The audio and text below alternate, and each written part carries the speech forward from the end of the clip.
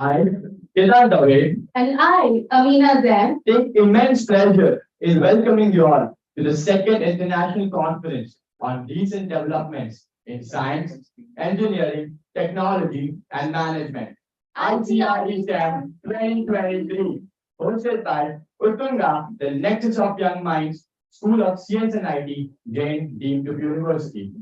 we would like to extend a warm welcome to the dignitaries, Dr. Sudhitra R. Nair, Head of School of CS and IT, the Program Coordinator, Head of Department, Teaching and Non-Teaching Faculties, and students for your presence in this international conference. Your presence has enhanced the significance of this day.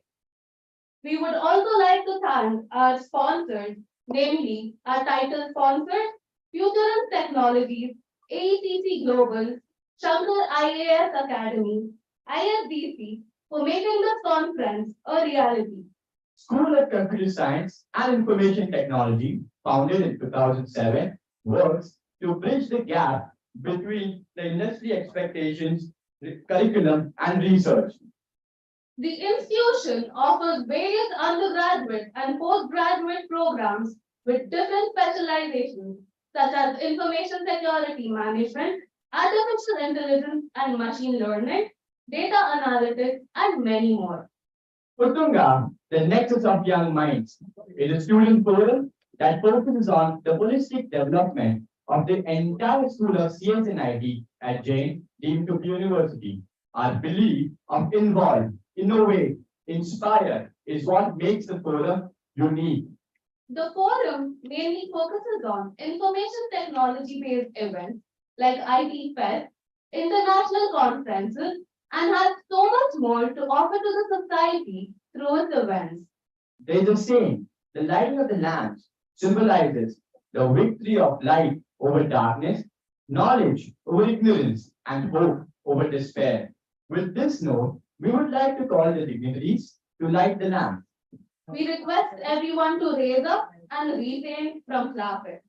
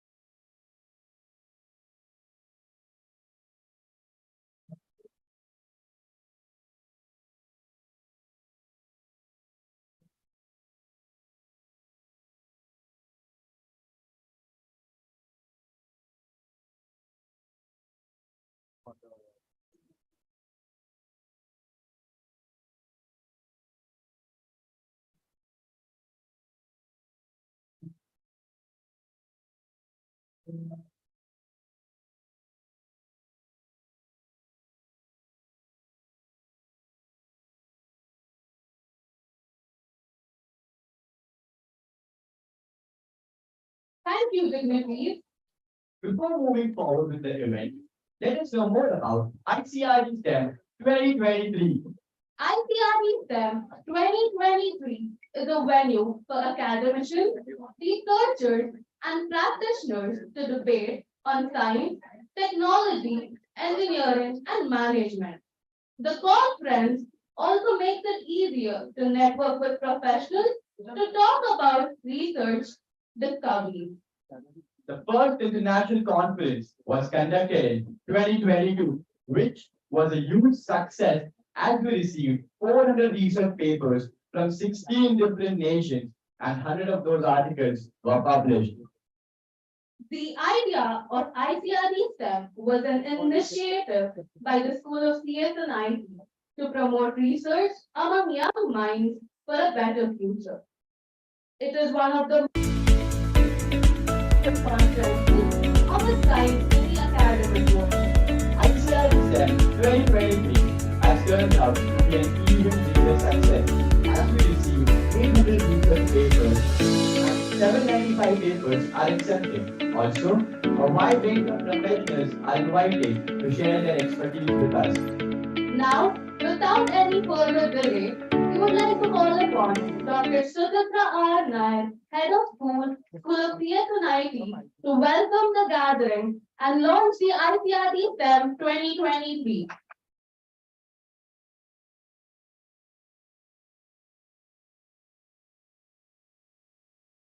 A very good morning. I, Dr. Suchitra R. Nair, Head School of CS and IT, gain immense pleasure in welcoming each one of you to ICRDSTEM 2023. I extend a gracious welcome to all the dignitaries, session chairs, program coordinators, faculty members, non-teaching staff, and my dearest students who are here to witness ICRDSTEM 2023. The School of CS and IT at Jain University has various courses pertaining to different specializations in artificial intelligence, machine learning, cloud computing, information security and management services, infrastructure management in IT and storage, with lots of focus on project-centric learning and interdisciplinary research. I also believe that ICRDSTEM 2023 would be a great platform for the academicians, research scholars, industry professionals, and students to put forth their ideas that can transform into path-breaking innovations. We have an interesting lineup of speakers, out of which 3 international speakers will be joining us through virtual mode to share their expertise. I feel elated to announce that we have received more than 80 plus papers from 15 plus countries that have made us definitely happy and proud. Once again, I welcome you all to this extravaganza, ICRDSTEM 2023, which will be followed by Igniters 2023, which is scheduled tomorrow at Niman's Conventional Hall from 8:30 a.m. onwards, where we'll have a row of speakers talking about their success stories too. So I welcome you all once again, and I'm very sure that this conference will open up lots of opportunities for you all to explore, create, and collaborate. I welcome you all once again to ICRDSTEM 2023, School of CS and IT, Jain University. Thank you.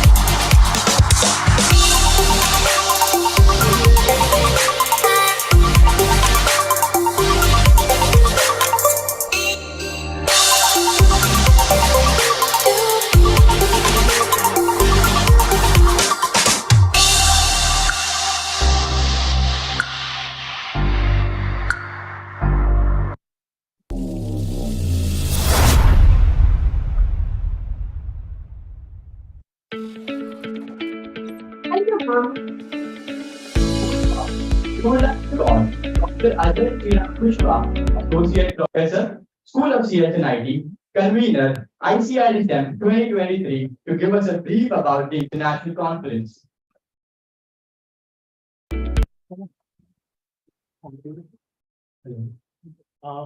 Good morning, everyone. To the esteemed, distinguished guests, colleagues, our brilliant colleagues, our dear students, and all the delegates and the participants coming from all across the India. Guys, first of all, talking about the ICRDSTEM, the idea started last year, where we have conducted the first international conference ICRDSTEM on online mode due to the COVID pandemic. So there we have started with 400 papers received, almost 16 different countries, and we have ensured that the quality papers were published. So almost 100 papers were published at that time. So that was a stepping stone when we thought that why we don't have the interdisciplinary conference when we all are here with the very, what we call the variety place in our university. So I first thanks Dr. Suchitra R. Nair ma'am for her extended support, a dynamic leadership, and always standing for everything what we request. So the whatever it is possible today, when we are seeing almost crossing 900 papers, I've just recorded now, out of which we have scrutinized, we have got the permission from Web of Science Bantam also, and we are getting the conference CD. So it was something when we are moving from one stone automatically to the third and fourth pillar, it is only possible because of the leadership and support. We have seen how she has supported and worked and made us work to do in this stage. So as a convener, it's my responsibility that we all should thank everyone. So it is an extreme effort of all the faculties, all the across session chairs and the students who have participated. We have ensured that we are going to give something additional from it. So when it comes to the conference, we are having two different events. So Ignitus 2023 is also something which is an initiative which we have took with the help of ma'am, which is going to have a multidisciplinary conference that you are going to witness on 25th. So for today, I wish best of luck for all the participants spread it across more than 25 sessions in the morning and 25 in the afternoon, which is going to be such a huge task. And I feel that you all should bless with our keynote addresses, which are going to be proceeded after this. So we are having a very distinguished and extreme speakers with us, not only from India. Suman sir is there. We are having Bruno sir from Italy, Milan, is joining online. And also we are having Saran from Canada, essential security expert. So with this, again, I would like to thank and welcome everyone who is coming over there for the conference, and best wishes and thank you. Thank you.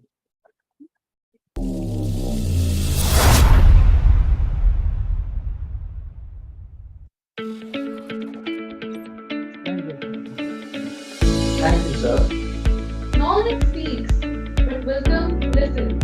Now, we request the technical team to play an AV about our speaker, Mr. Suman Dey. Suman is a product manager for S4PM Product Insights and Experience and has been with SAP since 2015. He is a research scholar and is currently pursuing his PhD from IIT Kharagpur in the Department of Computational and Data Science. He has published 30+ works in international conferences of IEEE. Suman has been associated with many conferences and is a guest professor for various institutions including BITS Pilani, and focuses his talks around research. He has won the Thought Leadership Champion Award a record 6 times since 2020. It's our pleasure to have you, sir. Is a product manager for S4PM Product Insights and Experience and has been with SAP since 2015. He is a research scholar and is currently pursuing his PhD from IIT Kharagpur in the Department of Computational and Data Science. He has published 30+ works in international conferences of IEEE. Suman has been associated with many conferences and is a guest professor for various institutions including BITS Pilani, and focuses his talks around research. He has won the Thought Leadership Champion Award a record 6 times since 2020. It's our pleasure to have you, sir. Suman is a product manager for S4PM Product Insights and Experience and has been with SAP since 2015. He is a research scholar and is currently pursuing his PhD from IIT Kharagpur in the Department of Computational and Data Science. He's published. But I think it's early morning, Friday. So let's not start with slides. I'll bore myself with the slides and cover a few things which kind of resonates with the conference, resonates with the name of the conference as well. And somewhere, as students, you might be willing to know more about how certain things are happening in industry and not just use ChatGPT for writing your assignments. Okay. So when we look at the name of this conference, there are certain words that I really like: research, development, science, technology, engineering, management. And we were having a discussion just before we came here. How important is the skill of coding versus how you actually communicate?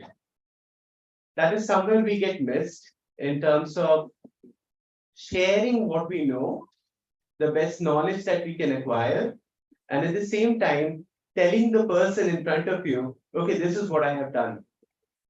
I mean, right now we have so many technologies that kind of blows our mind up. We talk about ChatGPT, but from an industry standpoint, there are very few people who talk about GPT 3.5 or GPT 4. Or what are the other generative adversarial, network or GAN type of, generative algorithms which are available. So somewhere when we are discussing those things, it becomes very important that we know what is behind it, right? Sometimes from an industry standpoint, when we are busy working and we are given a topic to work on, even as future professionals, you'll see that you'll be given a task. You have to build this particular window, which has so and so buttons. And at the end of the day, this is the work it is doing. But to understand why you are doing it is important. For example, a very off topic from computer science background is, observed, about a couple of decades back. There was a scenario when multi-storage buildings in US were facing a very common problem. The problem was to reach the topmost floor of the building, people were complaining that it takes a lot of time. So the owners of those buildings, they invited a few vendors to kind of look at the problem. So the vendors came in, they checked with people, what is the problem? People say the lifts are very slow, right? So they got some feedback, they made some changes. Few months later, they came back and asked the same question to these residents. Do you think that the lifts are slow? They were like, no, it's very fast. Can any of you guess what the answer was? What they did? What was the change? Yes. In one of the conferences, I had asked this, and one person tried to tell me, okay, there was torque and there was lift, and so pulley is something they did. I couldn't understand what he said. He was a civil engineering student. But at the end of the day, yes, they installed mirrors. People had nothing to do inside the lift, and they felt that it's taking too much time. Sometimes we are not sure what the problem is, and hence, it's important that we really understand the problem before we jump into a conclusion that, okay, we need an ML or an AI or a blockchain or whatever new technology comes in. Because honestly, 5 years down the line, it will be something else. So coming back to the nomenclature of this conference, the final word is management. And when we talk about that, we're talking about what is relevant for the market as well. What really makes sense to our customers, bringing values. Now, I shouldn't just focus on that. The previous few words that you have, right? Science, technology, engineering. They are the foundations. So one of my ex-bosses told me, if your product sells well, it can be because of two reasons. Either your sales team is good, or your engineering team has built a fabulous product. The number of users ChatGPT had over the first 1 month or so, right? But at the end of the day, right now, from an industrial standpoint, what's happening is people are trying to figure out use cases where ChatGPT can be involved. If you look at different marketing teams right now, one of their objective, and you will find this word quite often coming to your life, growth. Some of you also have heard about maybe SEO, search engine optimization. One of the things that an SEO and a growth marketing team works on is creating blogs, articles, even fake reviews. Now, to generate those blogs, there are sometimes insane targets of writing 20 blogs per day. Right? I remember when I was a kid, one of our Mandir Purohits used to do 27 pujas in 24 hours. I'm not sure how. Similarly, the targets are same right now from managers, in those teams. 20 blogs in a day. How will you complete it? People are using ChatGPT. So These are few things which are kind of getting emphasized on how you generate content. Whether the content is good, creative, that's a different use. That's a different discussion altogether. But you can get something done very fast. But what exactly are we looking at from an industrial standpoint? I wanted to cover a few things. For the last 20 years or so, or maybe more than that, the emphasis was also to have engineers being equipped. I'm talking about software engineers primarily here, to be equipped with the latest of coding skills, to have a great logical mindset. But right now, the scenario is changing so much that we are putting the power to build a tool in the hands of a business guy as well. Somebody who has no understanding of technology can also build an application, a basic one to start with, using a no-code, low-code platform. Similarly, there's importance of data generation as well, whether it be for creating an image or not. For example, if I tell you, what are you seeing? It's not a tree with an app, sorry. No, not this, I mean the overall picture. It's not a tree with an apple, right? It's someone standing with a phone. Now, it's easier for us to, kind of understand how will you make a machine understand this. So there are different sorts of algorithms that are used. You might have seen AI platforms coming up with use cases to generate images. So you have GANs, generative adversarial networks, which can be used to create those fake images, which kind of look real.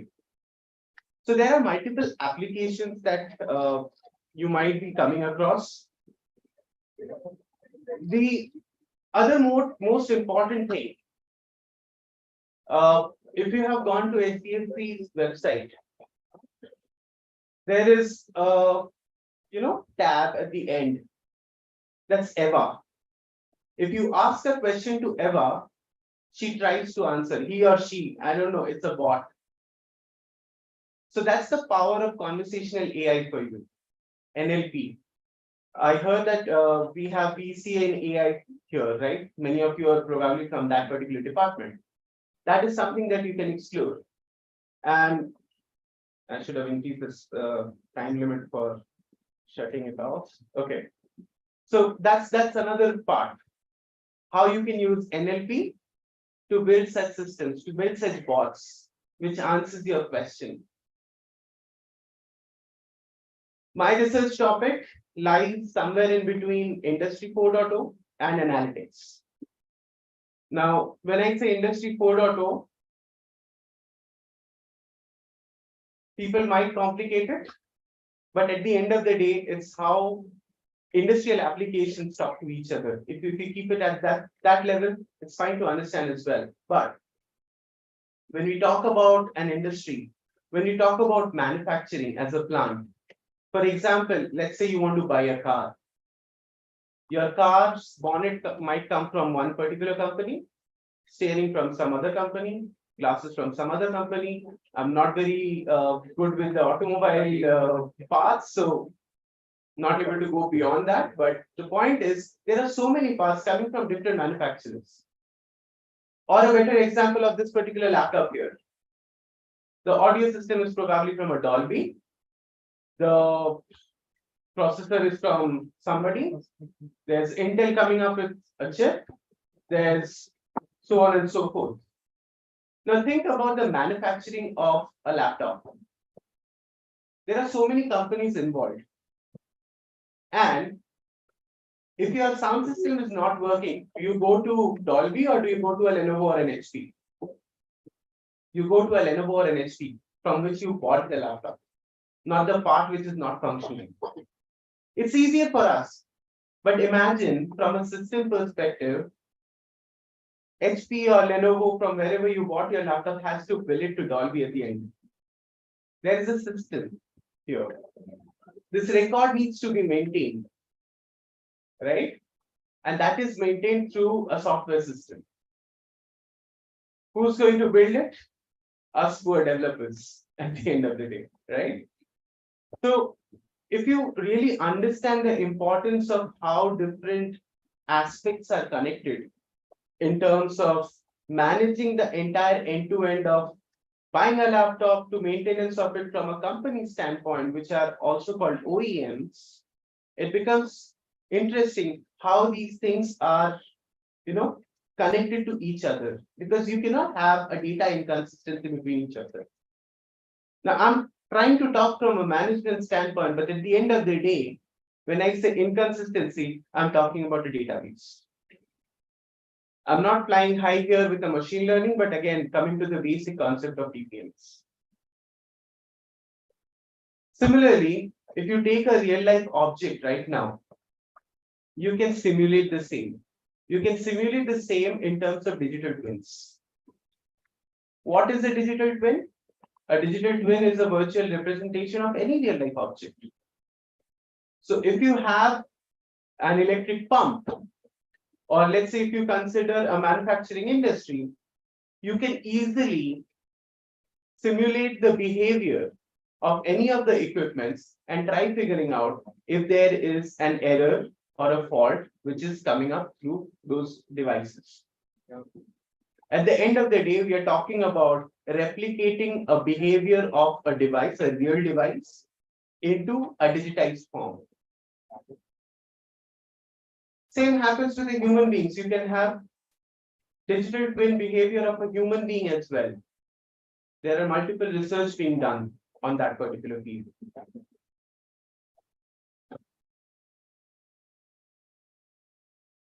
Moving on, or taking cue from the entire manufacturing process, as I mentioned, for automotives, or let's say for laptops, we need solutions that kind of connect each other. Even at the same time, many of you are learning AI, ML, and things like that. I was discussing with one of the professors about predictive intelligence as well. At the end of the day, they have a very close connection with whatever we are delivering as part of our solution at SAP as well. So understanding the concepts that you are learning in academics, you'll be able to relate it with when you're working. There's a thing called asset administration STEM, which helps, realize the behavior of a digital twin as a digitized form. It's a standard being worked out of Germany right now. So these are things which you continuously learn and try to accumulate as part of your industrial journey. There are few topics. If you are interested in research and you want to really grow, there are certain topics that you can really work on. Industry 4.0, product innovation, circular supply chain, or circular economy. There are multiple such research areas. I'm not going in depth, but these are certain areas which can be explored. And maybe in the next version of this particular conference, you can have research papers coming for those particular papers, particular topics. Many of you are developers here. I started my journey as a developer, and there are multiple facets which needs improvement. Maybe there's a low-code, no-code platform which helps a business functional guy to also create applications, but there are complex applications to be built, and that's where we come in. When we talk about building such applications on cloud, we are talking about deployment. The moment we are talking about deployment, we are talking about pipelines, we are talking about hyperscalers, we are talking about cloud computing that you are probably studying in your regular academics. How you relate the same with what you'll be working on becomes interesting, and if you are interested in research, I encourage you to work on it, come up with new topics, read 15 to 20 papers, understand what's missing, and try to solve it based on what you're learning in your academics. There's also importance on analytics right now. there was a time when business analytics and data science, could have been taken as different subjects, but right now we are coming very close to bridging gap between management related topics versus engineering. And that's where it becomes interesting. We are somewhere pushed to become a jack of all trades as well. So when we talk about analytics, and I'm more into data driven product analytics, where we decide which applications are to be built based on how they are used. So when you know that for your Microsoft Excel, you don't even use half of the features and functionalities which are there, maybe you will take time to invest on certain features. For example, the math function. It needs to be grown, it needs to be matured, but maybe the focus will be on a regular feature that Microsoft provides. And you'll only get to know if you know which data or which particular features are important.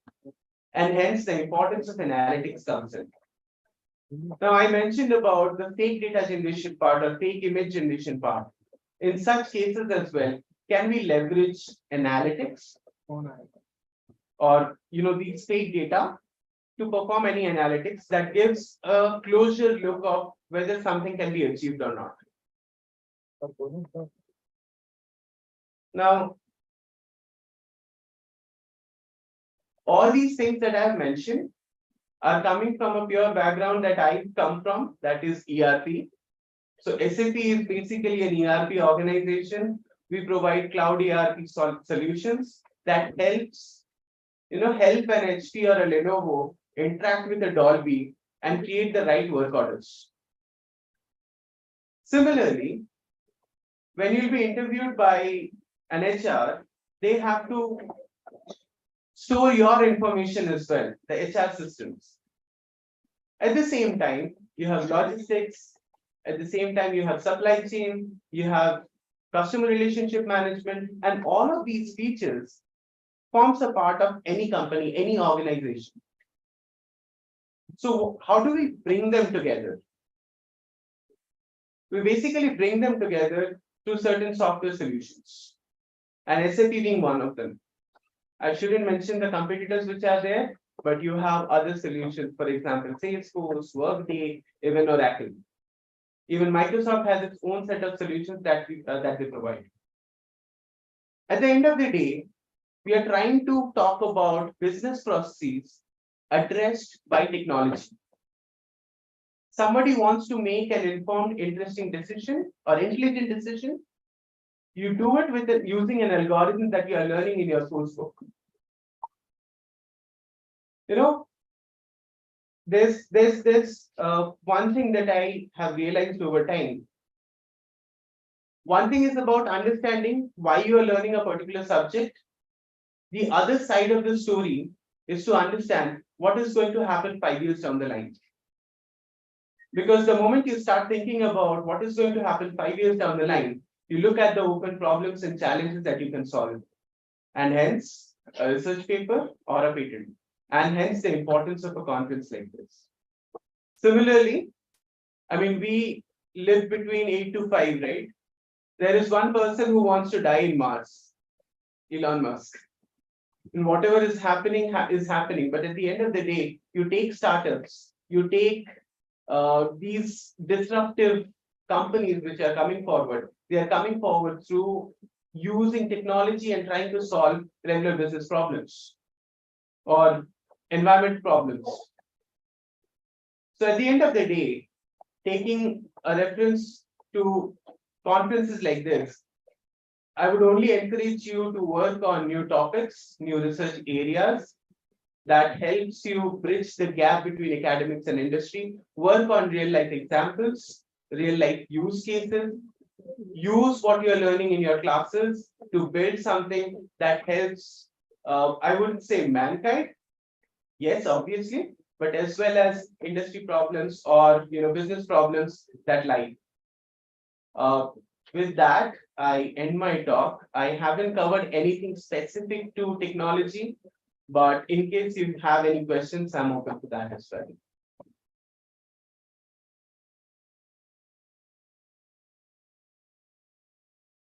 If not, stay with us.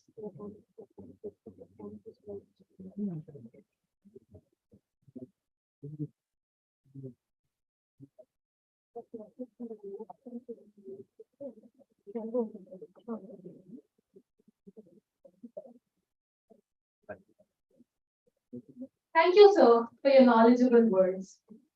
We would like to welcome our sponsors, Mr. Premanand, Shankar IAS Academy, and Mr. Nagraj, AECP Global. I call upon Dr. Sudhitra R. Nair, Head of School of CS and IT, to honor them with a bouquet.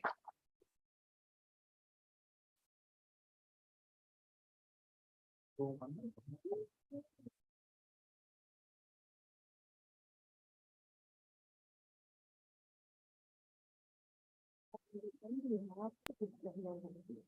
Thank you, sir.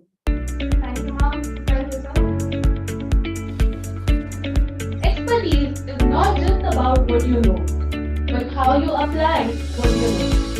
We request the technical team to play an airing about our guest of honor, Mr. Sarang Katre.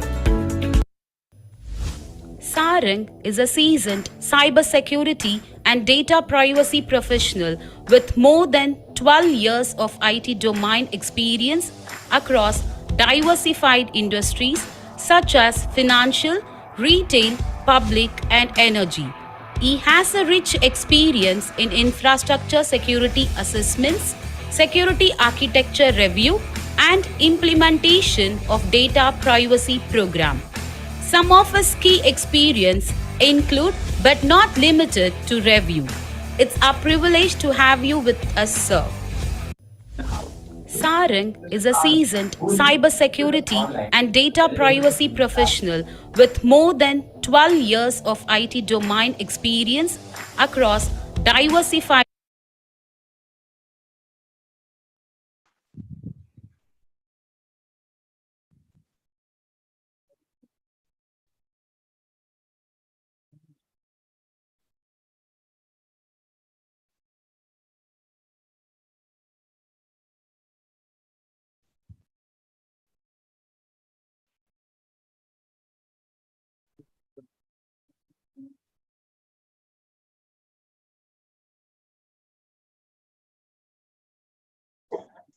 So you can share.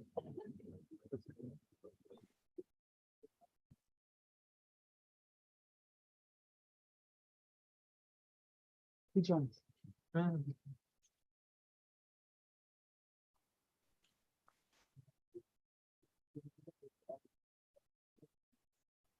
Hello, everybody can hear me? I request all the participants to settle down, please. Hello. Am I audible to the audience?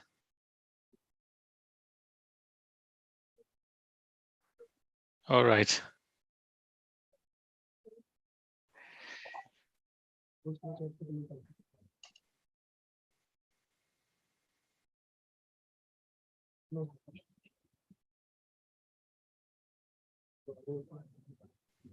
Am I audible to the audience? Yeah. I have an echo problem. I don't know whether you guys can hear me now. I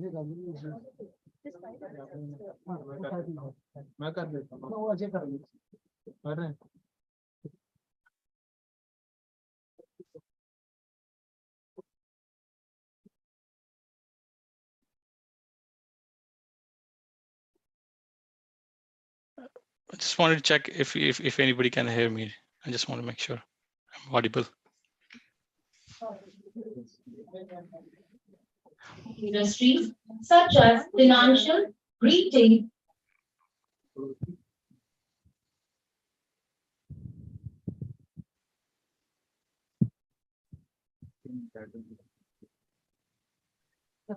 हमारा mic काम नहीं कर रहा है क्या? तो हमारे mic से बोल दो ना स्टार्ट है everything is okay. Everything is okay? Okay, perfect. Thank you so much for that. I just wanted to check confirmation that you can hear me properly. It's been an absolute pleasure to be here, and I always feel honored and humbled to be a part of this conference. It's a midnight night right now in Toronto, and my energy is always 100% when I'm interacting with the larger audience, especially if the audience are actually students. This makes me more empowered when I deliver any my talks. Last year we had the same opportunity where we had discussed about various trends on cybersecurity and different areas of data privacy. Today, my talk, we will going to talk specifically around data privacy. I'm just going to quickly share my screen if I get a hosting rights.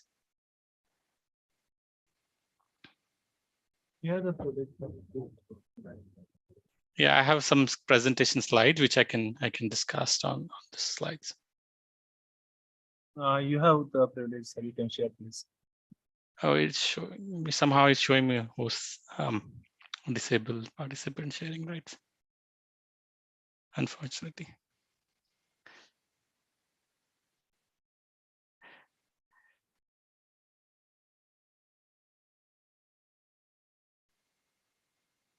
Okay, perfect. Thank you for allowing me that. Yeah, thank you so much. Let me just. Is my slide visible to all? Yes, sir, it's fine. It's coming good, sir. Perfect, perfect.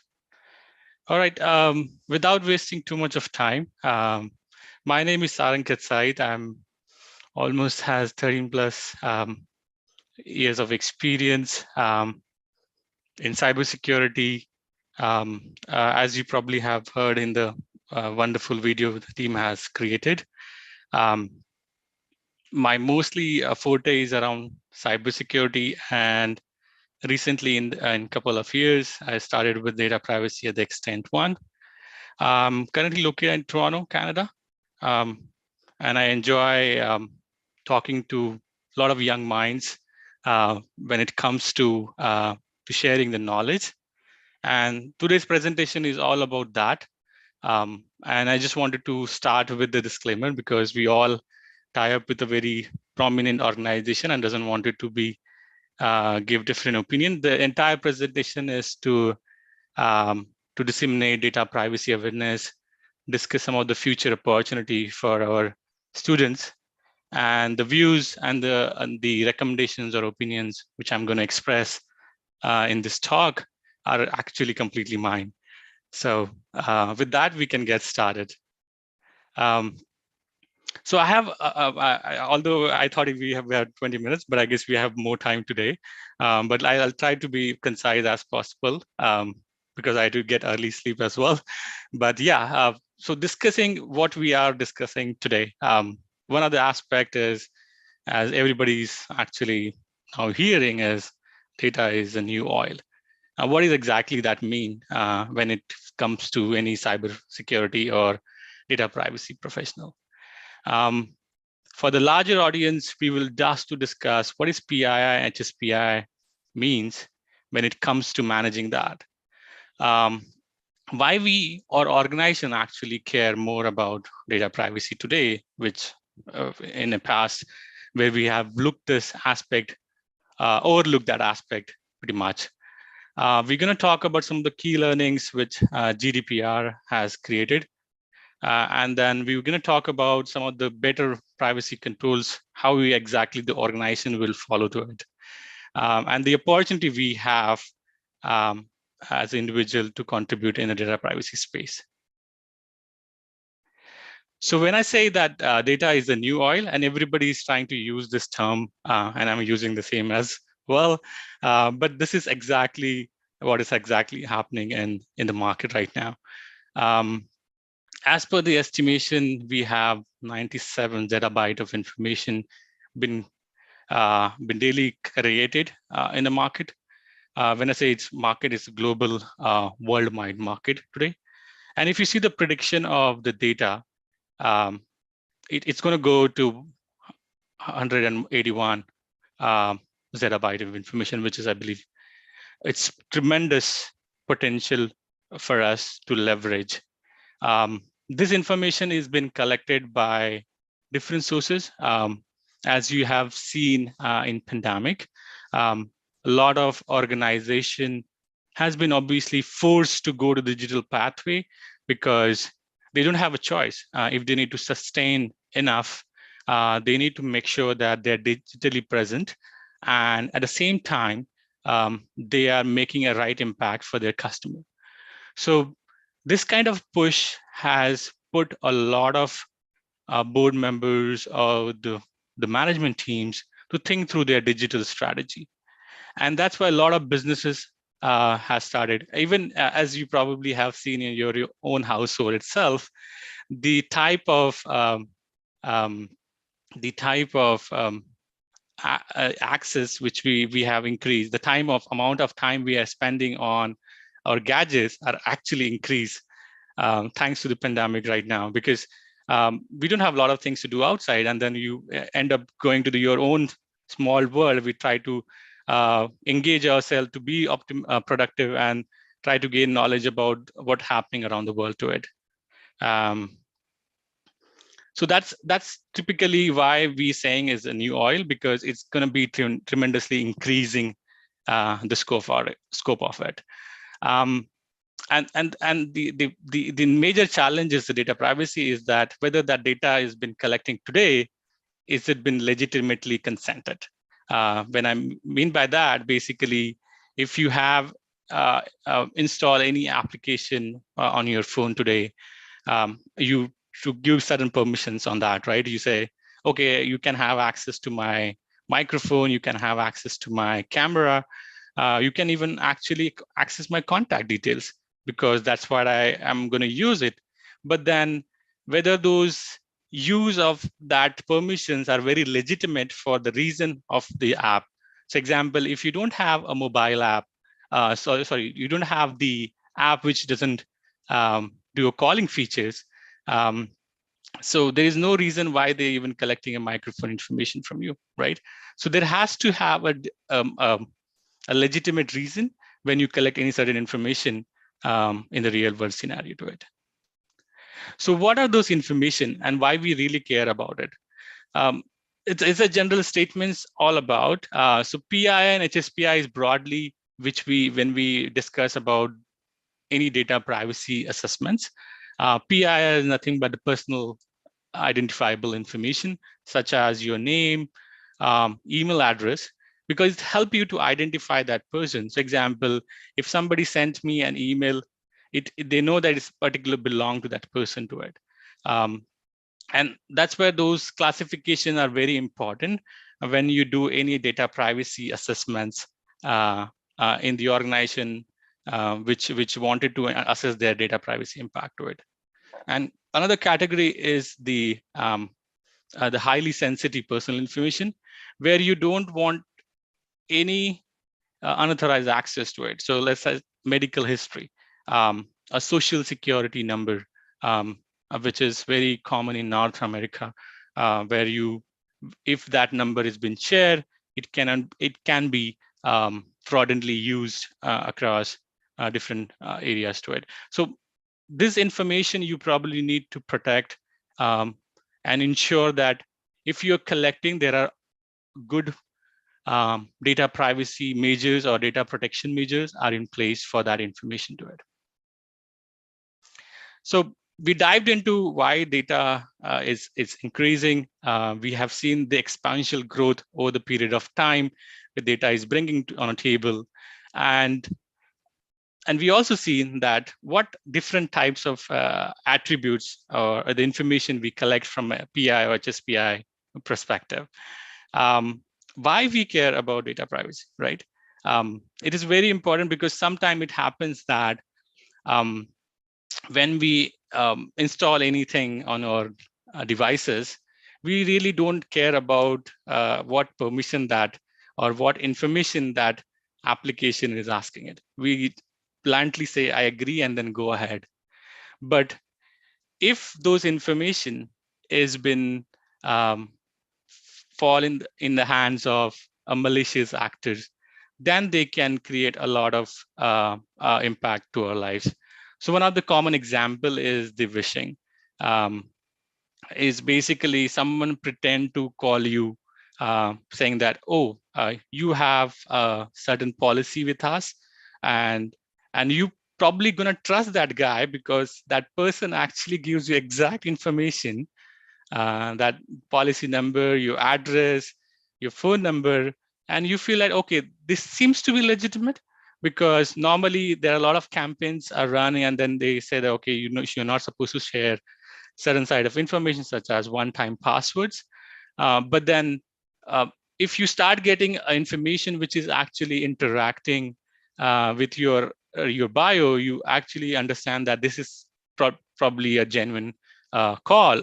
So you end up giving information, falling a trap where the phishing scam can be. And that's very important, that the misuse of information by malicious actor is one of the highest risks which we have seen in the given past. Identity theft risk, this is very common also, where someone use your information to build false KYC documents from an Indian context perspective. We have seen scenarios where in North America as well, where if they have certain information about your bio, you're able to steal someone's identity and try to falsely represent that one. So there are cases in the news where you need to ensure that those are taken care of, that one. For malicious financial transaction, as as I was discussing about your highly sensitive personal information, the credit cards are the one which is largely been misused. I know in India we have a one-time password kind of feature where it actually goes the number, the one-time password number goes to your device, and then you have to authenticate to it. But in North America, especially in Canada, if I talk about, we don't have that feature for all those, mostly for most of the transactions. So we just need some of the credentials of your number, CVV, and that can work down it. Although there are measures which protects from fraudulent thing, but if they get rid of those information, then they can process those transactions. But again, there are measures which protects them.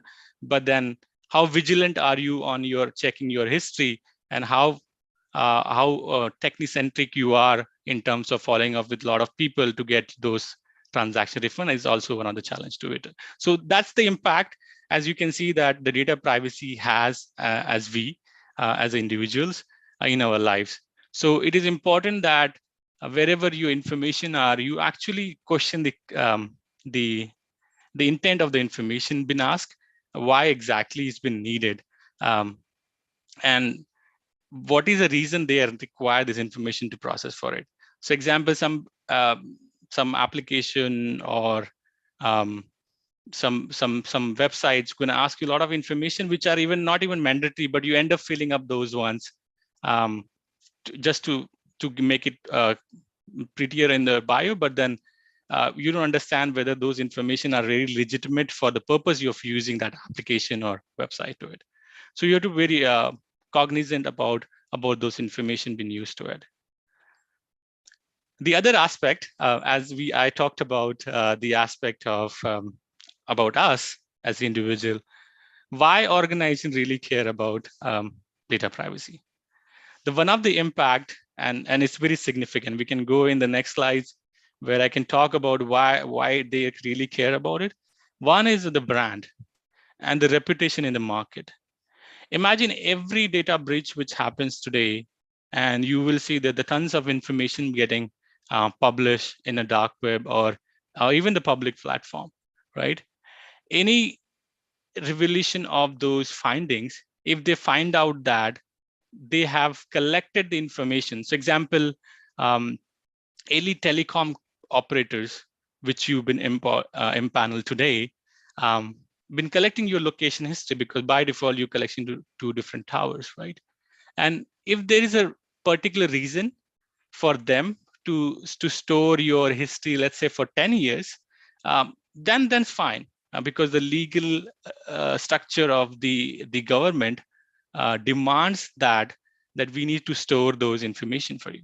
But if there is no legal purpose of storing for those 10-year information, your geolocation actually can give a very precise information about where you went and where is your exactly location and you located for last 10 years, 5 years.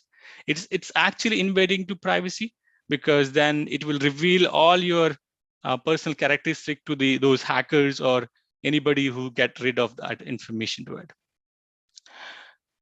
Building customer trust, and this is very important. The trust is a process. It will be continuous, and if one of the incident happen in the market, you will lose that trust. So organization in globally in GDPR region such as Europe and the organization in North America, they take care of customer trust as the highest priority, because without that their business cannot sustain in the market. So in order for them to ensure that they are very transparent about their practices, they develop the policies, which is we call privacy policies. They develop specific policy around website if you're using the cookies, which is getting dropped on those web pages, so that it's been transparent that why they collecting those information. And at the same time, it demands by the stricter regulations. Like in Europe, you have GDPR. In US, California, we have CCPA. And in Canada, we have PIPDA as a law, which is under polishing, which is going to get a new law very soon.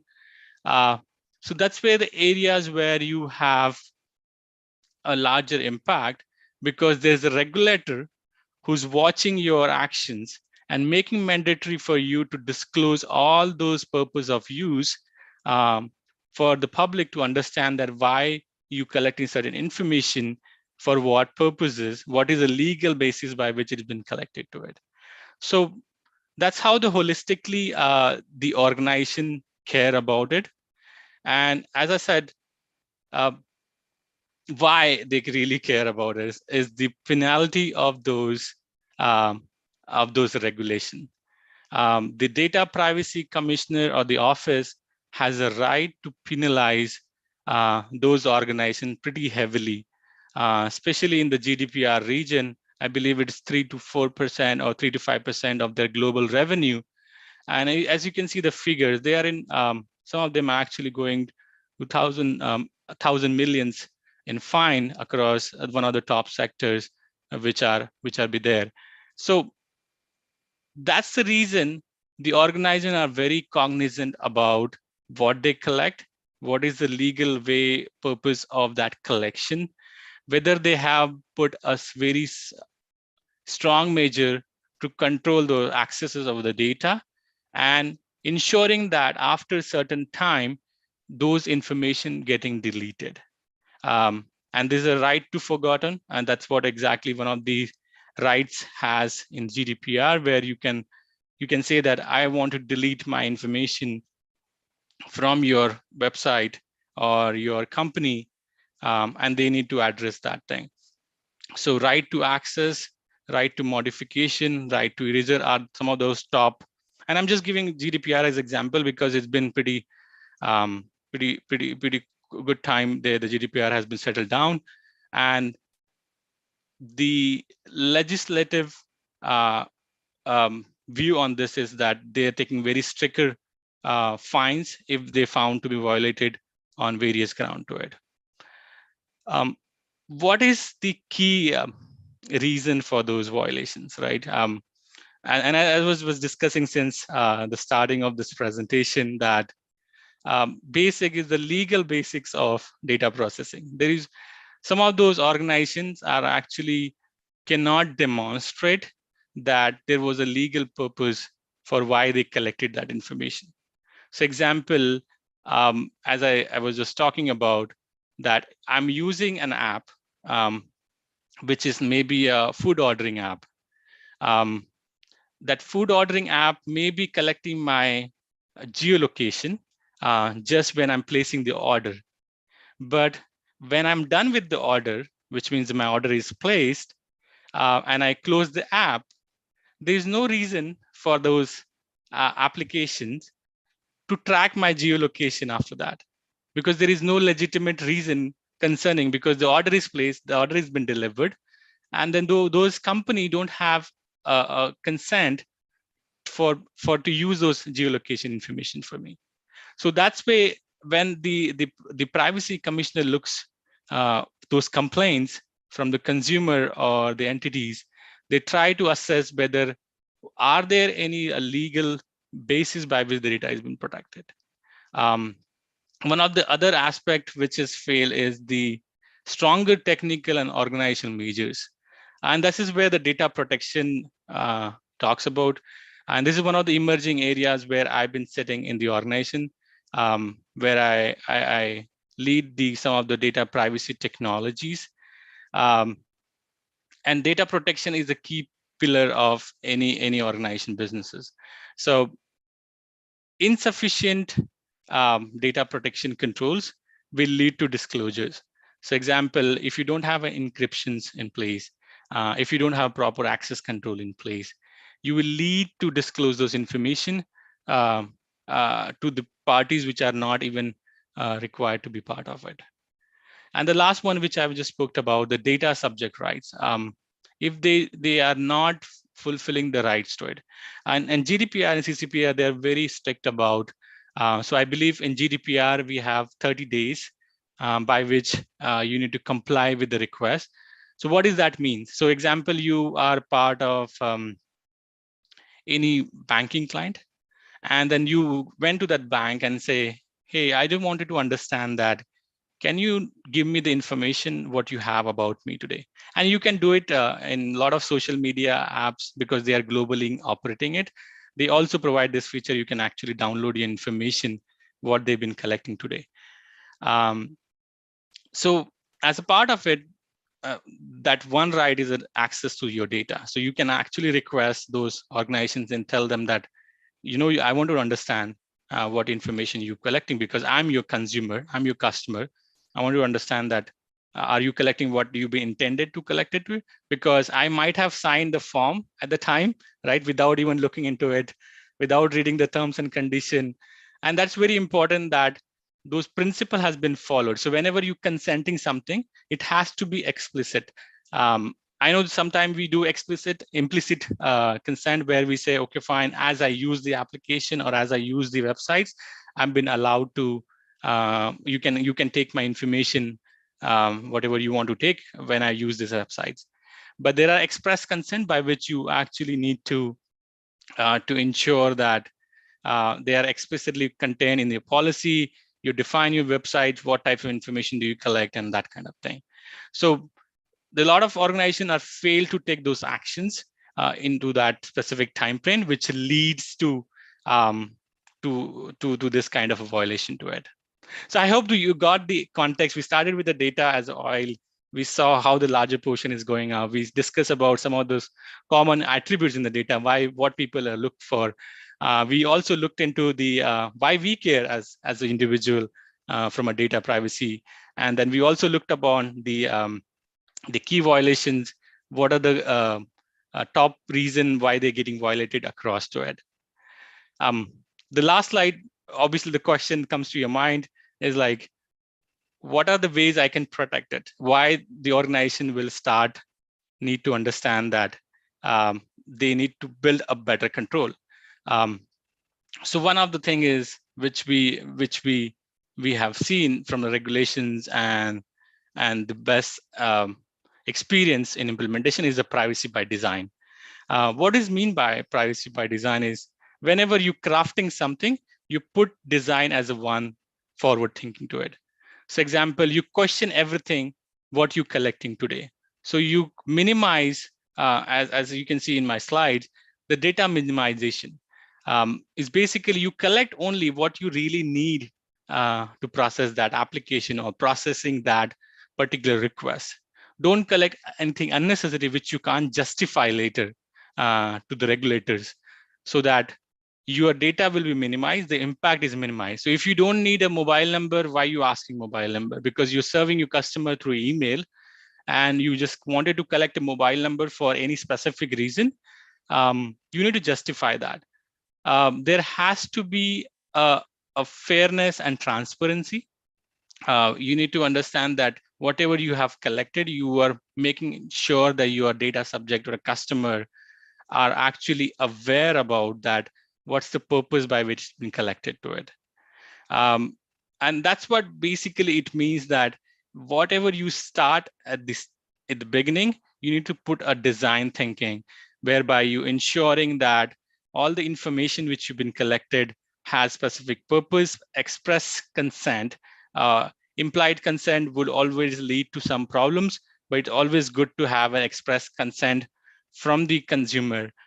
Make sure they're aware that what they have consenting to it, and they have a right to follow if they don't want you to be tracking their information later on. So some of the common examples, and you probably could have started noticing that various websites start putting a cookie banner in the bottom.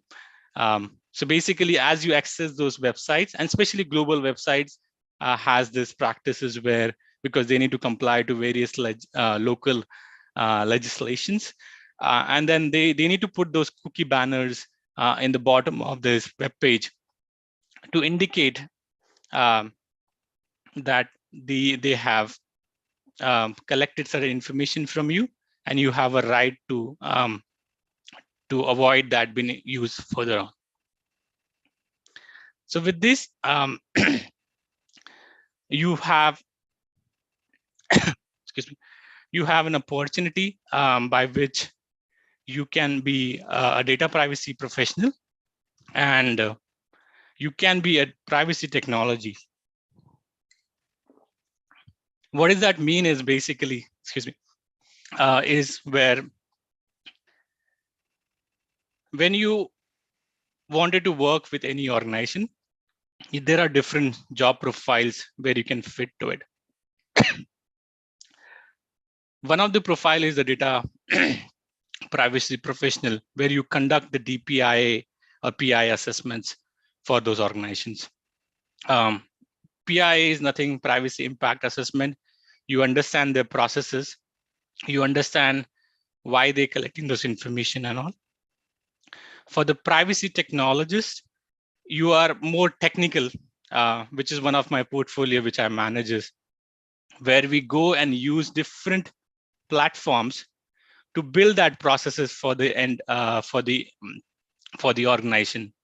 So example, you can automate the data subject rights from end user perspective. So you just, if you access any North American or European websites, you will see their options where they redirect you to privacy policy, and then in the privacy policy you will have a form where you can enter your information and say, I want to know my information, and then in the backbone, this engine will run as a platform by which you can automate those data, because this information in the organization has been stored across multiple data sources, and when there is such request comes, you collect those information from the different source and present those back to the end user.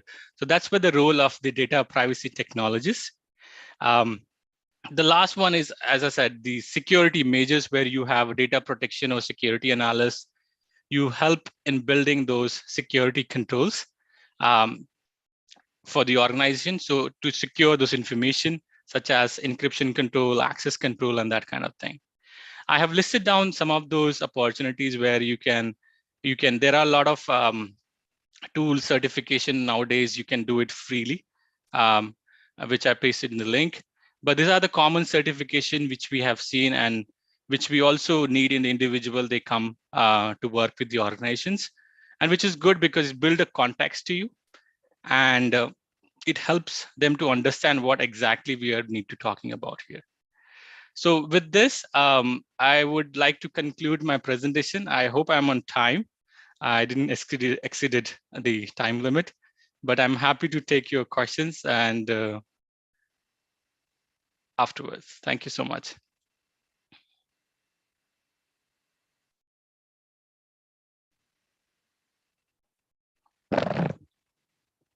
Thank you, sir. Thank you.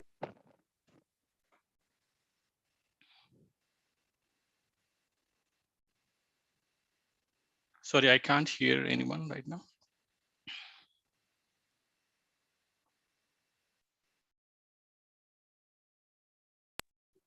Now, we will have a pillar performance by Neil Shah for Program team. It's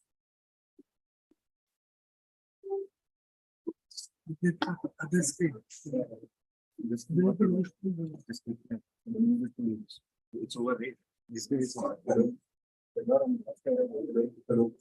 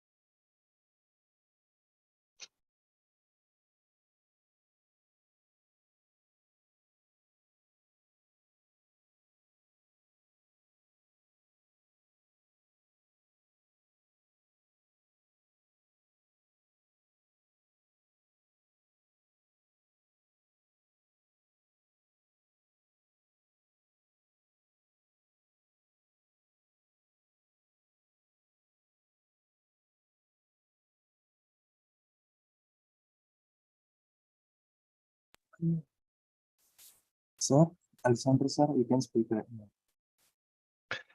Hello everyone, can you hear me?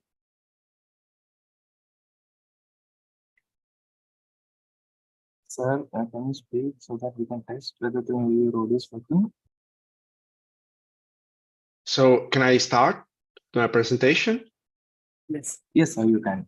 Thank you. Okay, so first of all, let me thank you all for having me here. I want to congratulate all the organizers, all the students, Professor Kushwawa, and I think that it's a very great opportunity for me. So I want to thank you all from the bottom of my heart. Thank you very much for this special opportunity to be talking about generative AI revolution. I'm going to share my screen and hopefully everything will be okay. So I need to receive authorization from you, I think. Okay, thank you. Okay, so let's double check whether it works well. Okay, so I'll put it full screen and see whether it works well, because I'm currently having two screen. So can you see my presentation full screen, or?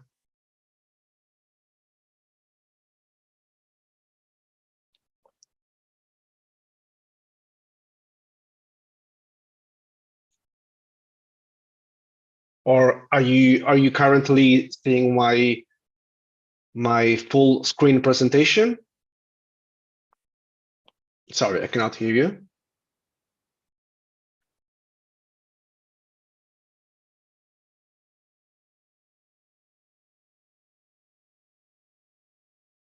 Okay, so let's.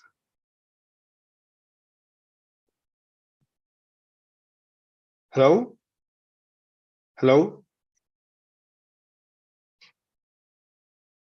Is everything okay? Can you hear me? Can you see my full screen? Okay, thank you.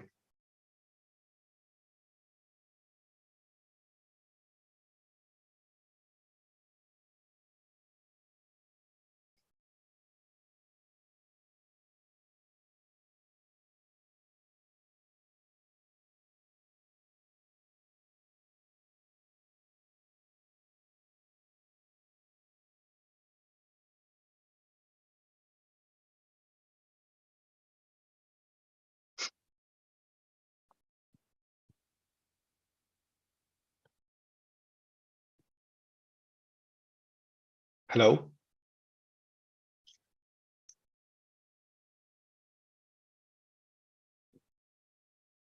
So now it's okay.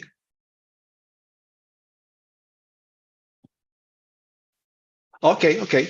I'll wait for your message to go ahead. I will keep waiting. No worries. There's no problem. Thank you.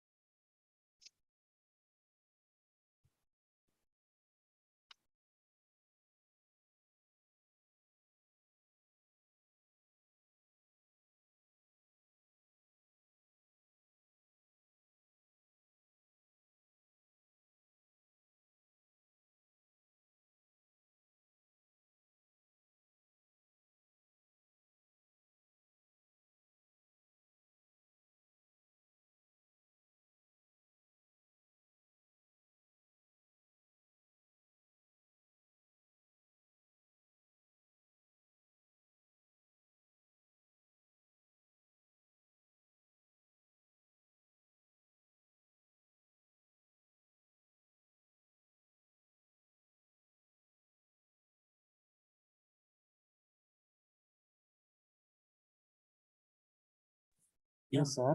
We are connected. We are not online, sir. Please start, sir.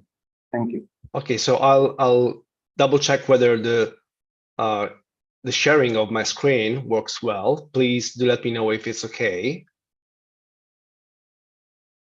So can you see my full screen presentation? This time. Okay, perfect.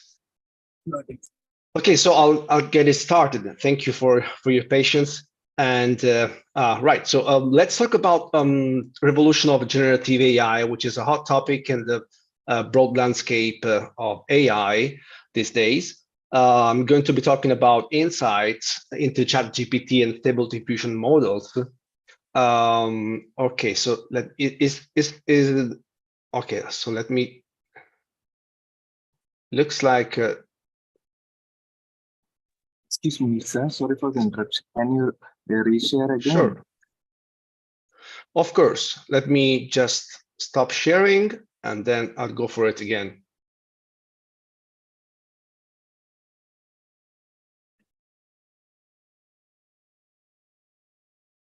Okay, so hopefully this is the right one.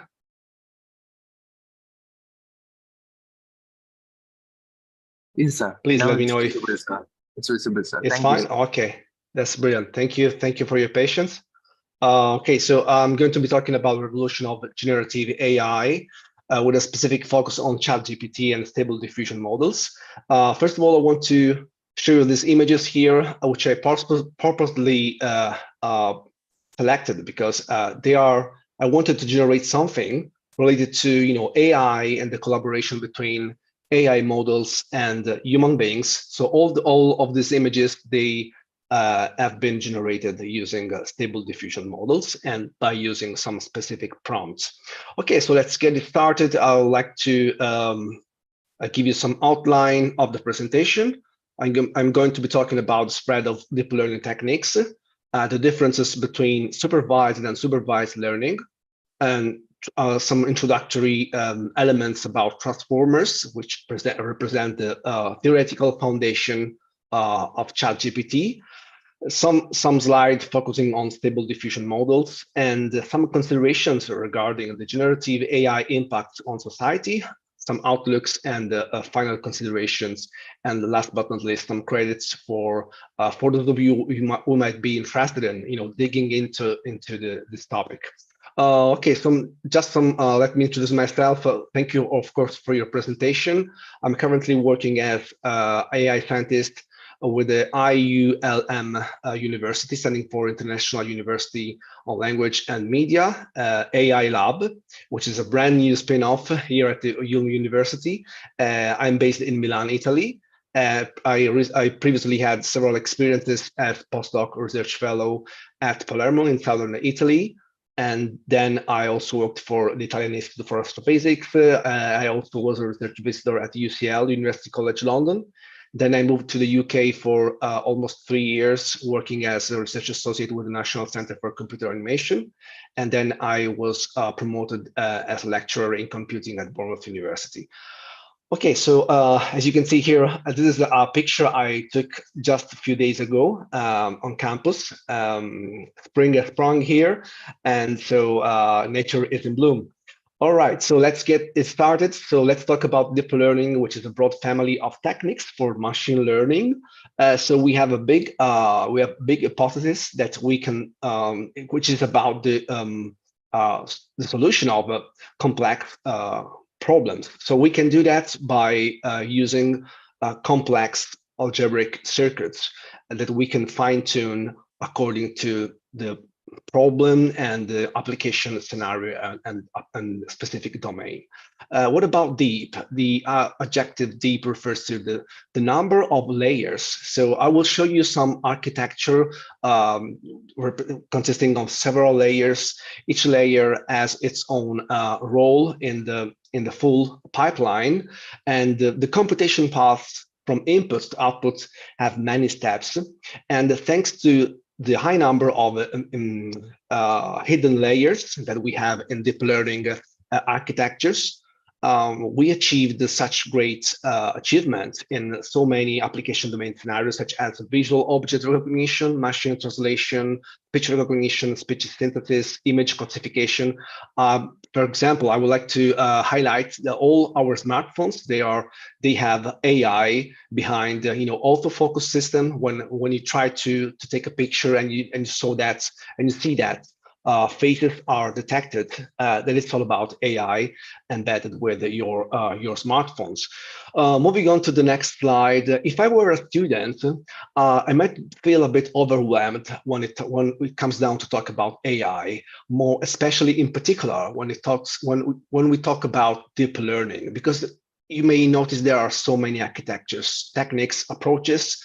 So the question that might arise is, which is the best one, which is the best solution, which is the best architecture?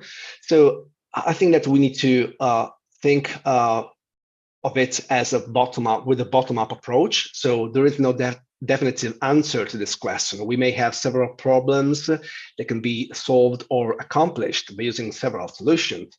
So from my perspective, I suggest that you go for, if you're interested in solving or fixing a specific problem in a specific application domain, you go for it, you study some scientific papers or some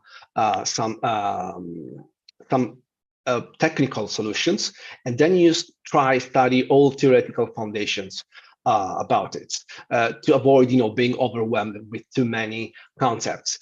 A specific slide regarding approaches of learning. So we have supervised and unsupervised learning.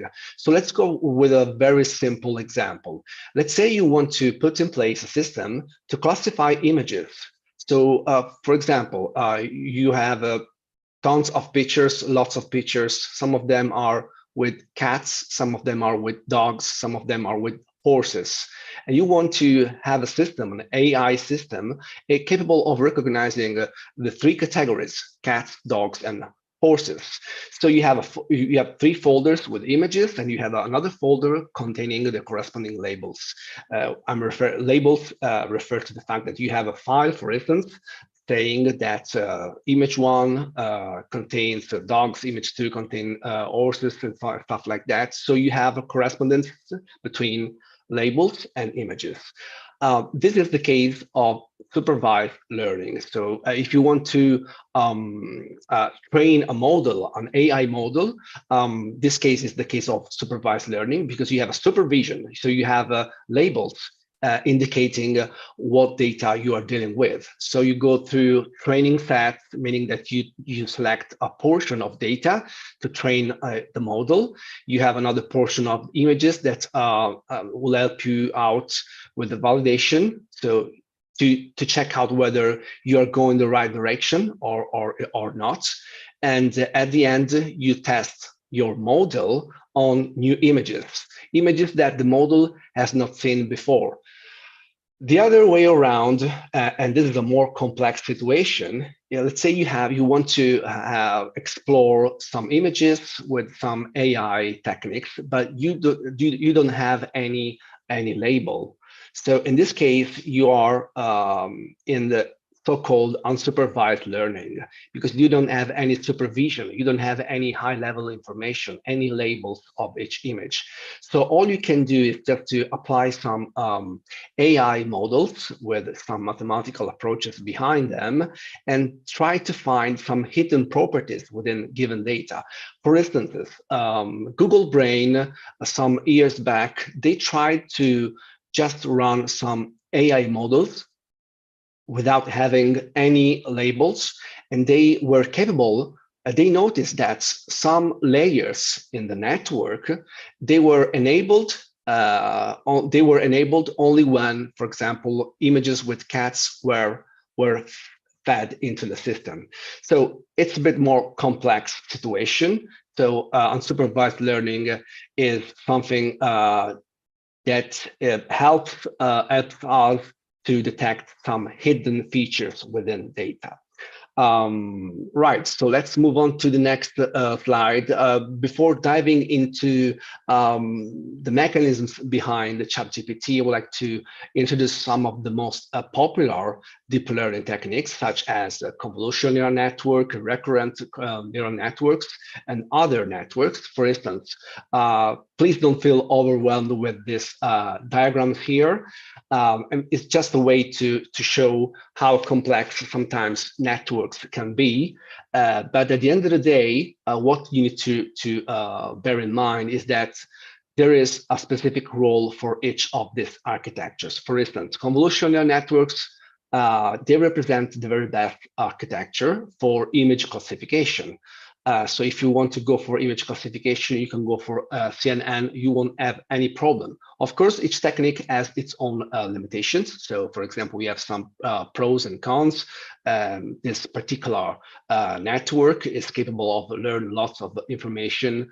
It has massive data capacity and has optimal performances when it comes down to deal with images. On the other way, on the other side, we have lower operation. We may run into long training periods. Moving on to the next slide, another very popular architecture is the one called recurrent neural networks. The take-home message out of this slide is not about the diagram. We are not interested in learning by heart just the diagram. There's a keyword here, forecast. So this network is pretty is paramount if you want to put in place a system to analyze keep in the system information from the past. So let's say, for example, you want to run weather forecast systems, you can go for it. You can use recurrent neural networks. Of course, here again, we have some pros and cons. We may have inputs of any length. The model size, the AI model given by this type of networks does not increase with input size.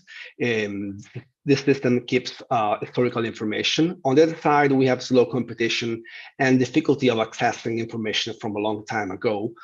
Moving to the next slide, reinforcement learning. So another keyword, reinforcement learning is pretty helpful if you want to work out a specific problem in the field of gaming. So it's all about, reward. So reward is the most important mechanism behind reinforcement learning. So for instance, in chess game, we have a value of reward equals 1 if you are winning. If you're losing, you have a reward equals 0, something like you have been penalized, and you have reward equals 0.5 if you have a draw. So the problem here is that from a certain perspective, this system is vulnerable to adversarial attacks. That means that the system can be, let's say, deceived because of some samples can be so similar to the training samples, and that could be a problem that makes reinforcement learning a very delicate approach to deal with. On the other side, reinforcement learning can solve complex problems, and it can correct errors on the fly. So while you're running your model. Okay, so now we move on to another topic, which is large language models. So after introducing the most popular techniques and architectures in the broad family of deep learning, what is large language model? A large language model is a deep learning model that can recognize, summarize, translate, predict, and generate text. So we are going closer to ChatGPT, because at the end of the day, what does a ChatGPT do? ChatGPT is a conversational platform, but it is also able to recognize, summarize, translate, predict, and generate text from a given prompt, from a given user prompt. So large language models are deep learning models. There are several AI architectures that are capable of building up large language models. Of course, ChatGPT represents a disruptive breakthrough in the AI landscape. ChatGPT by OpenAI, it hit everyone's attention because it generates human-like language. So it's extraordinary the way you can perceive the natural language skills in something that is not human, but it's just artificial intelligence. So what about the inner workings of ChatGPT? So before diving into the inner workings of ChatGPT, I would like to provide you with some insight into GPT. So GPT stands for Generative Pre-trained Transformers. So here is the timeline regarding the foundation of OpenAI, the company that's delivered ChatGPT. So 2016, the foundation of OpenAI. In 2017, Google researchers published an article titled "Attention is All You Need," laying the theoretical foundation for GPT-based models. And then starting from 2018, we have every year a new model: GPT, GPT-2 in 2019, GPT-3 in 2020, and then in last year, 2022, we had InstructGPT and ChatGPT. Right, so this is a bit more technical slide, but I'll try to make a point regarding the most meaningful elements of it. So remember, ChatGPT is a complex system, and the theoretical aspects behind it are all about transformers. So the authors of ChatGPT, they made some changes, but the theoretical aspects are basically transformers. And GPT, as I said before, stands for Generative Pre-trained Transformers, right? So the most important elements here is that the authors of Transformers, they wanted to replicate what we human beings do when we read something, when we read or write some piece of text. So we focus our attention to avoid having something, some textual information which does not relate each other. So for instance, we have here some components in the architecture called multi-head attention. What does it mean? Let's give you an example.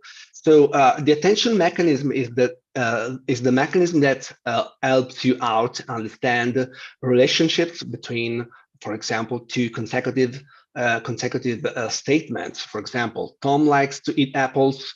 He eats them every day. So as you can see, we can analyze each words like if they were separate, or we can try to make a point from the two statements. So there are relationships between two statements. So for example, Tom likes to eat apples. And then what about he? He relates to Tom as well as relate to likes. So there are relationships without putting in place a system that is capable of keeping these relationships. Natural language processing will not be achieved. So something like ChatGPT works well and is successful actually because it relies on attention mechanism, which is a biologically inspired mechanism. Okay, so just another slide about the release of GPT-1, 2, and 3. So there are just some tiny changes between successive release. So GPT, it's based on a modified transformer architecture and pre-trained on a large corpus. Remember, corpus is a big data set consisting of text. GPT-2 can perform a range of tasks without explicit supervision when training. Also, for those of you who might be passionate about this topic, GPT-2 is the last release that was released as open source, so you can download it from some website. I put the link into the last slide, into the credit section, if you want to download it and play around with it. And GPT-3 was released in 2020 and performs very well with a few examples in the prompt without fine-tuning. That means that the supervision of human beings is just minimized. Anyway, so what about ChatGPT? ChatGPT is actually at the very beginning. It started all as an InstructGPT spin-off. So let's talk about InstructGPT. It was the first release of GPT-based models that better follow user instructions by fine-tuning with human feedback. So I don't know if you have ever tried working with ChatGPT, but you may have noticed there are some like and dislike icons on the right hand side in the page. That is feedback. That is for your feedback. And periodically, ChatGPT gather all your feedback, from users in order to improve the quality of ChatGPT itself. Anyway, ChatGPT exploits all potentials from reinforcement learning, from human feedback. So as I said, you go for some feedback. For instance, you don't like how ChatGPT answers your questions or your comments. You can go for a negative feedback that will be recorded and gathered, and the next release will take into account all users' feedback. Okay, so zooming in onto ChatGPT, there are mainly 3 steps: supervised fine-tuning. That means that at the very beginning, they started off with GPT-3 model, and they hired, OpenAI, the company, hired 40 contractors to create a supervised training data set. So inputs and outputs were known. So we are getting back to the very first beginning of the presentations when I talked about supervised learning, meaning that there is a supervision from human beings. At the very beginning, it was like that. And then we move on to the next step, which is the reward model. So in order to improve the performances, the training is paired with a reward model, meaning that we have a series of prompts and responses, and the output is a reward value, like like in gaming. So if your answer is satisfactory one, you have positive feedback, you have a positive reward value. On the other side, if the answer is not satisfactory one, you'll have a negative feedback. And this is the system. The reward model was put in place in order to leverage reinforcement learning. So responses are generated using the reward model, and then we have a prompt and the corresponding response, and the reward value is basically attached to prompt and response pair. So the reward then fits back into the system, into the model, to evolve the policy in order to increase the quality of results. And of course, last but not least, before delivering and putting the system, putting the model, putting ChatGPT into the market, they evaluated the model by using some test sets with a given prompt and to test out responses. Please let me know if I'm exceeding the time of my speech. I know that I can be very verbose, so please let me know. Stop me anytime. This is just an example I ran through some hours back. I asked the ChatGPT, is it possible, is there any system capable of detecting ChatGPT generated content? And ChatGPT told me, yes, there are systems that are capable of detecting whether a piece of content was generated by AI systems. In particular, OpenAI as its own API, meaning application program interface functions that you can use to run a piece of text and ask whether the text you prompted in is something that was AI generated or not. Right. So the other example, the second part, the other part of the presentation is about diffusion models. So now we are moving from textual domain to something which is a hybrid combination of text and images. So diffusion models, they were developed in order to retrieve a noisy image, XT, as you can see here from the slide on the right-hand side, way back to the very beginning, so to the clean image. So actually, it's just a deep learning network to the noisy image. So we have a forward diffusion process, which is basically adding Gaussian noise to the latent data, and the reverse diffusion process to remove noise from the latent data. But the problem is that if you have large images and the steps of adding noise, the adding noise steps are way too many, you may run into some computational problems, some computational issues. That's why researchers introduce stable diffusion models, because they have the images be compressed into the so-called latent data. So think of latent data as a sort of a compressed version of your image, right? So stable diffusion model can generate images from text prompts. That's something that grabbed my attention because I'm passionate about pictures, like taking pictures when I'm around, and so the most revolutionary side of this story of stable diffusion models is that you can generate some images using the current architecture, plus something new, that is a new condition. So rather than getting back from a noisy image way back to the original image, you can use this second bit of the architecture by using some text, so a prompt. So a prompt is actually a piece of text, for example, Paris in Milky Way.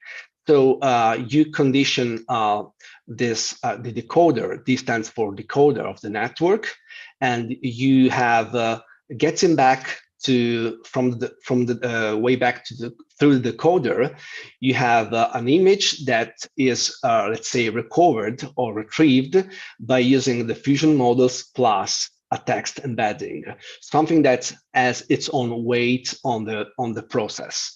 Okay. So let's just give you some examples, because I think that it will be pretty good for you to have something that is, that you can view. We can run text to image tasks using stable diffusion models. What does it mean? That means that we can use free text prompts, meaning that you can just type in a message or whatever it is, and that can be used for generating images. Sometimes you may run into some sort of weird images because there are some lessons learned. For example, order of tokens matters. Tokens are each single word. So, for example, let's give you an example of a possible prompt: scary swamp, dark, terrifying. Brett Rutkowski. Brett Rutkowski is an artist. This word, scary swamp, will have more impact on the generation of image than Brett Rutkowski because of the order of tokens. If we move Brett Rutkowski at the beginning, we'll have a bigger impact of Brett Rutkowski on the generation of images. Let's run some examples.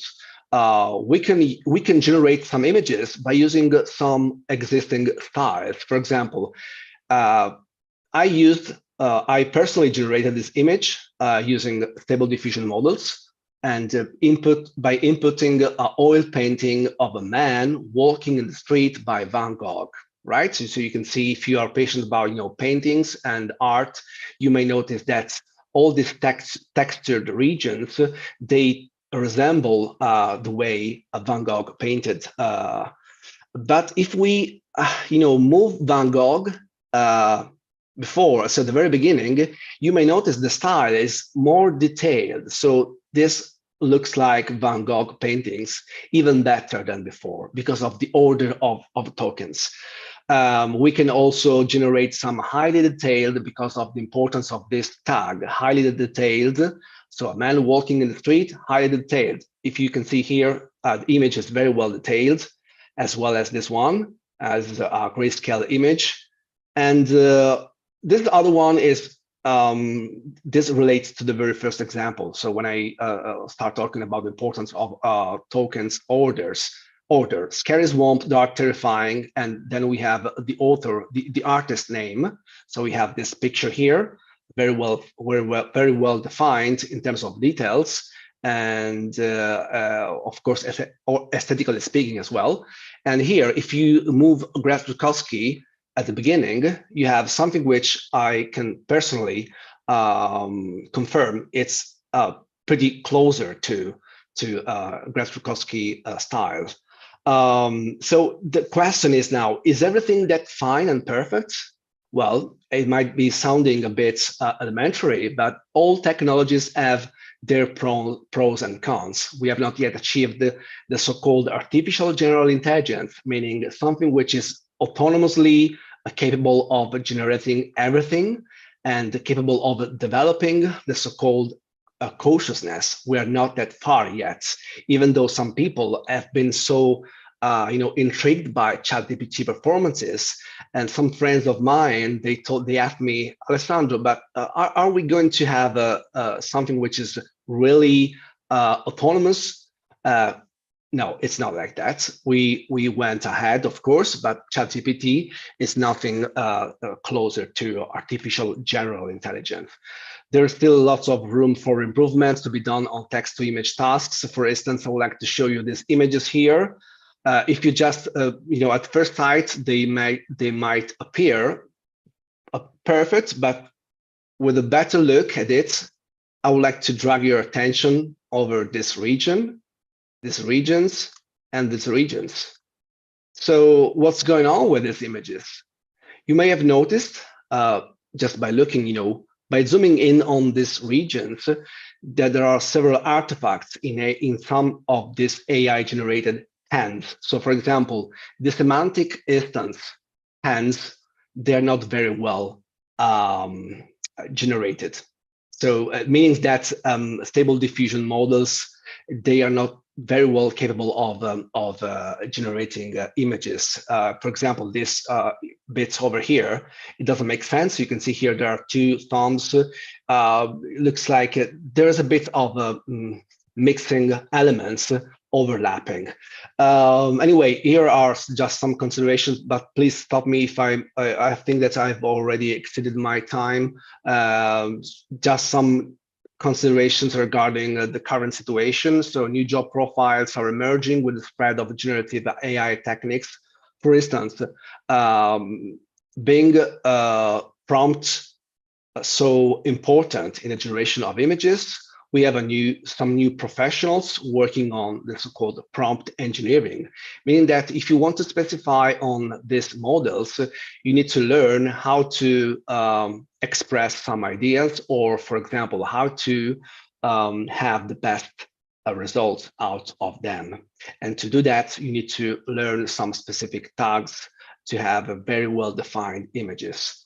There are still, of course, there's a huge demand for experts in natural language processing and natural language understanding because of the spread of ChatGPT. There is another interesting tool called ChatSonic, which hooks to, which plugs into Google search. So it's also another interesting situation here. Right, so there are open debates regarding the role played by GPT-based models in the authorships of work. For example, can I write some scientific articles just by using GPT-based models? Is that fair? Is that right? Are the writing copyrights mine, or are GPTs? Anyway, so there are still, every time you have something which is new, you have debates arising. But according to PricewaterhouseCoopers, 7 million existing jobs will be replaced by AI in the UK from 2017 through 2037, but 7.2 million jobs could be created by the introduction of AI into everyday life. Right, so last but not least, I just made some took some screenshots out of some interesting news and articles, because ChatGPT is also applied on some real application, some scenarios of importance. For example, healthcare, we have BioGPT, we have some articles debating on the AI revolution, and some of these generative AI applications are actually used in the so-called neuromarketing application scenario. So meaning that they can be used to work out the best configuration for marketing product. Okay, so some outlooks and considerations. I think that I've already exceeded my time, so I don't want to take too much of your time. Okay, so there are still some objective comparisons that are yet to be done between ChatGPT, Llama, which is the large language models released by Meta AI, and Google's Bard. So as you can see here, we are in the in a very competitive market. So all tech giants are running to keep up with OpenAI products. Last but not least, credits for those of you who might be interested in digging into this topic. And yes, that's all, folks. Thank you for your attention. And if you have any questions, I would be pleased to answer. But I'm really sorry to, I'm aware that I exceeded the available time.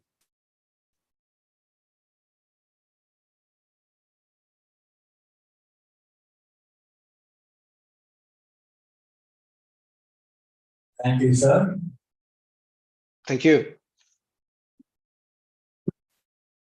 We would like to thank our sponsors, namely our title sponsors, Userance Technology, ACC Global, Shankar IAS Academy, and ISDC.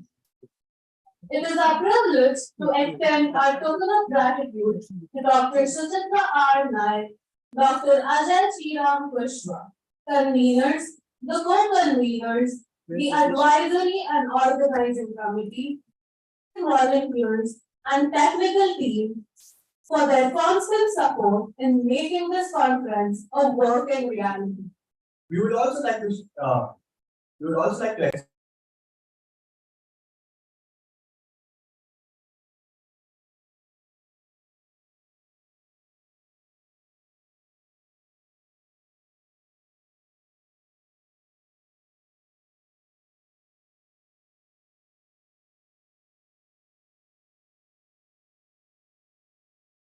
Truly memorable event.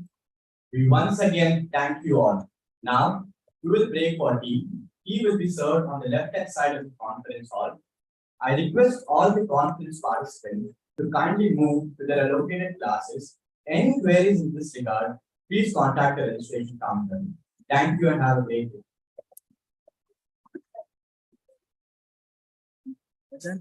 Done.